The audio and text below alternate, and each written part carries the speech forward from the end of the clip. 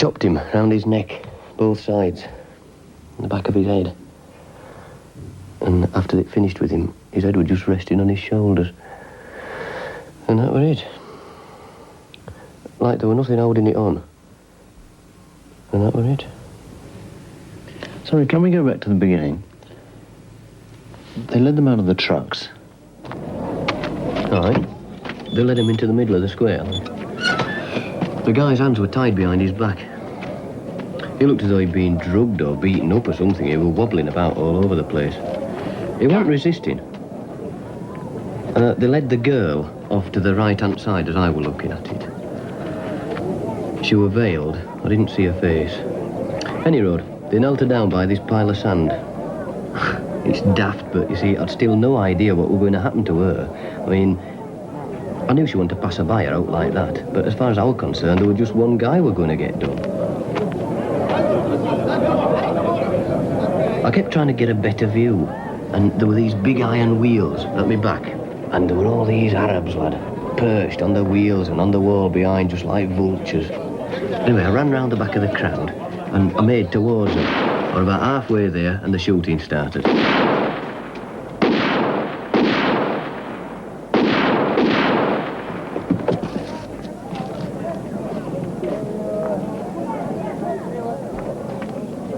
The girl were already dead. She was just a black heap. They'd knelt her down, like, in front of the sand, and shot her. And then they blindfolded the boy. Well, you mean they made the boy watch the girl die? No. What did he do? Well, he hadn't got a great lot about him. I don't think I would have had in his boots. They practically had to carry him into the middle of the square. And then they made him kneel.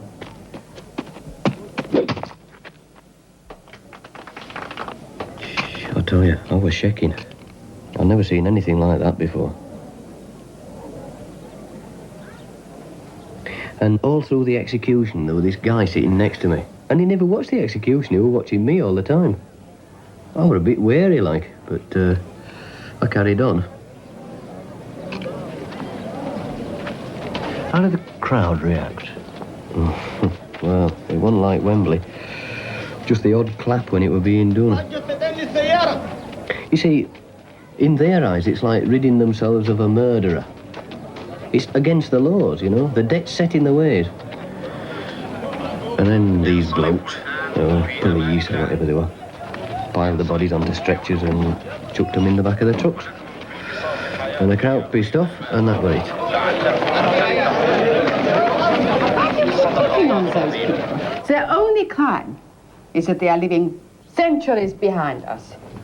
They have different things, and we have different things. I'm not picking on anyone, I'm just trying to find the facts. Well, you better watch your step. I tell you. You can kiss goodbye. A block of concrete around your feet. Splash. That's it. No questions asked. They're so powerful. Elsa Gruber. For 18 months, Elsa was employed as a nanny by the princess's grandfather. We were sisters. We were just like that. We shared the same bedroom here in London. Can you imagine how I felt? I was stiff from here to here.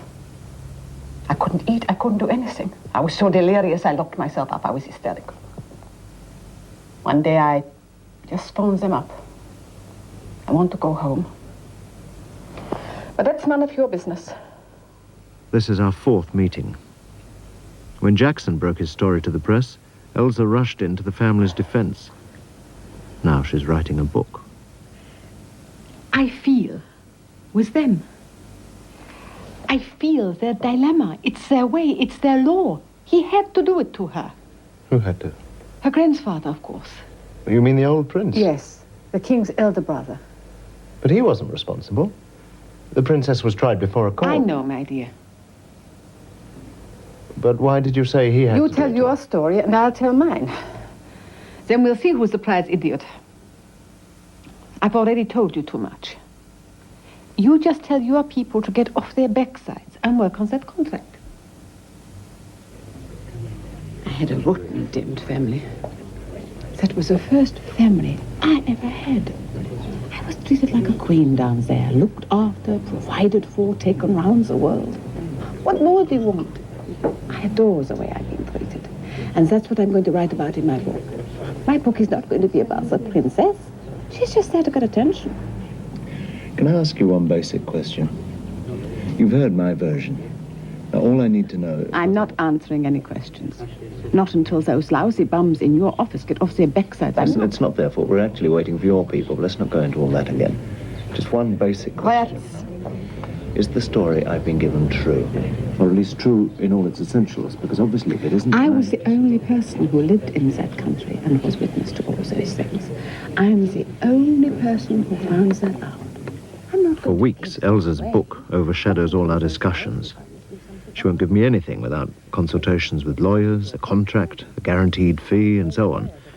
And in the meantime, we play intricate games. You're a rat in ermine.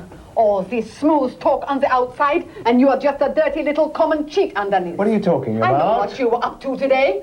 You were down at the Daily Express. You were trying to get all their notes of my interviews. You're trying to cut me out when I didn't tell them a damn thing. Don't give me that. I phoned your secretary. She said, Mr. Ryder will probably be too busy to phone you today. You had interviews all over the place. You were down in Fleet Street. Fleet Street. I had lunch with an Arab friend in the city. You're incredible.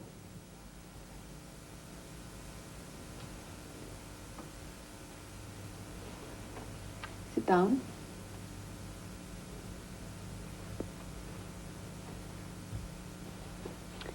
If you are fair with me, I'll be fair with you. We'll still be friends.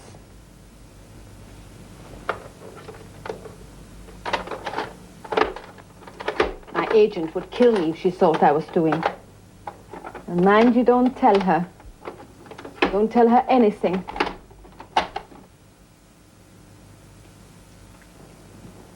I always play this when I'm upset.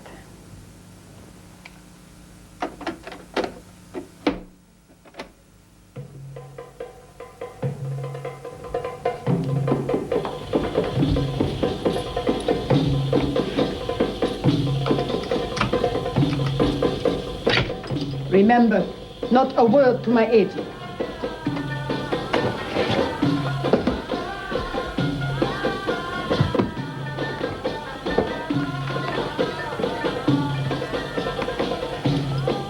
There she is. That's her.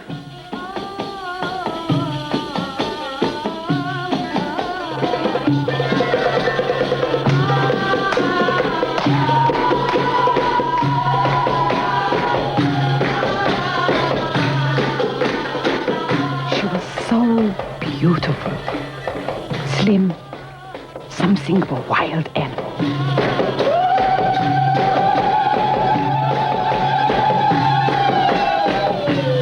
Parties. They were fun. Just women.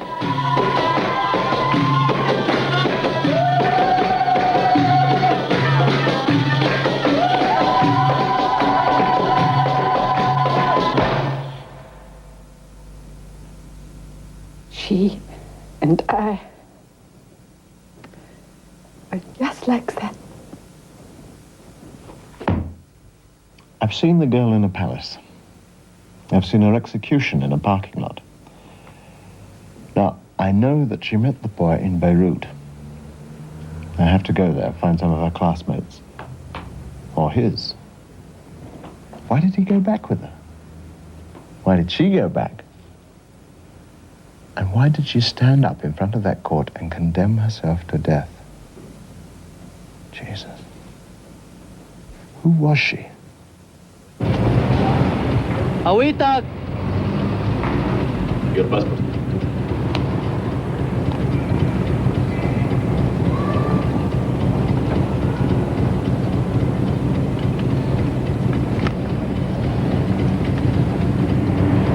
Welcome.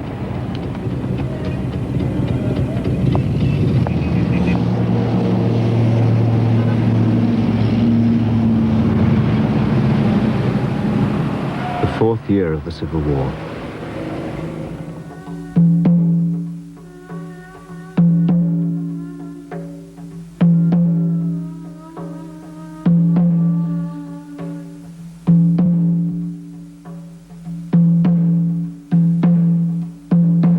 Arab Idris, the old heart of the city.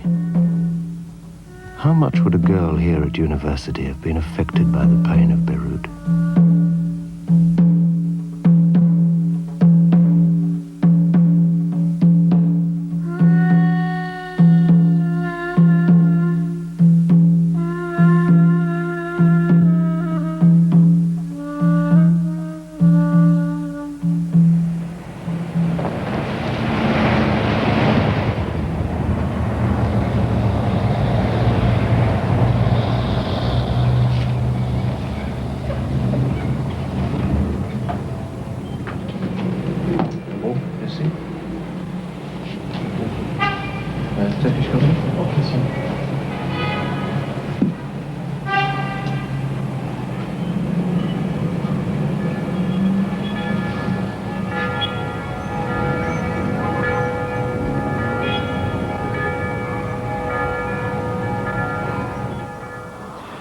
He took her off into his private room.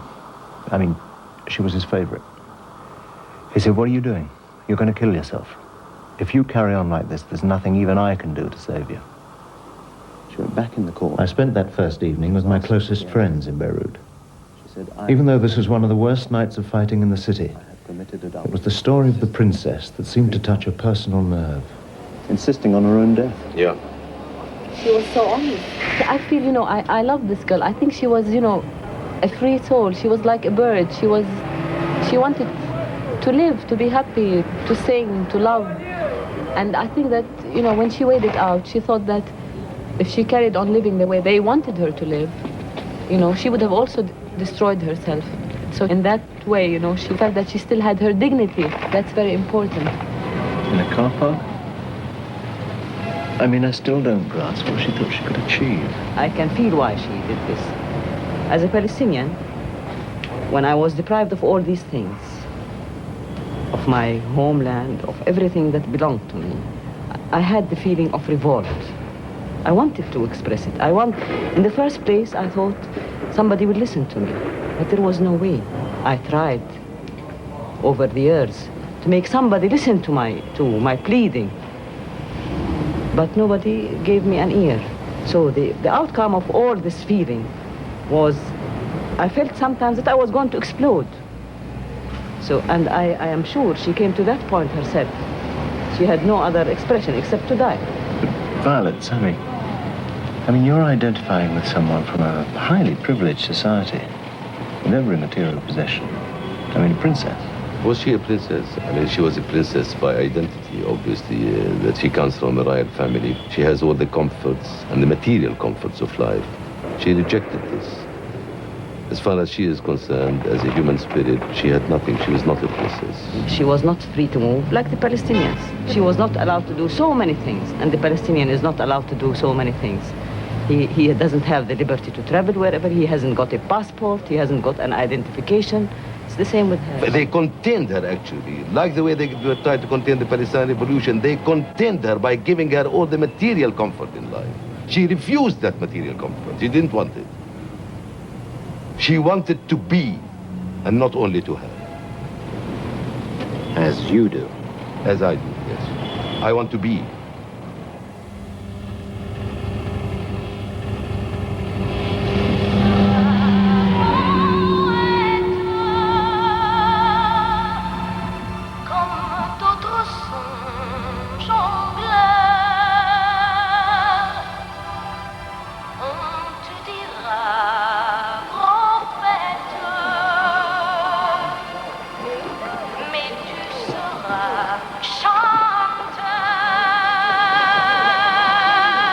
Are you sure about the Beirut connection?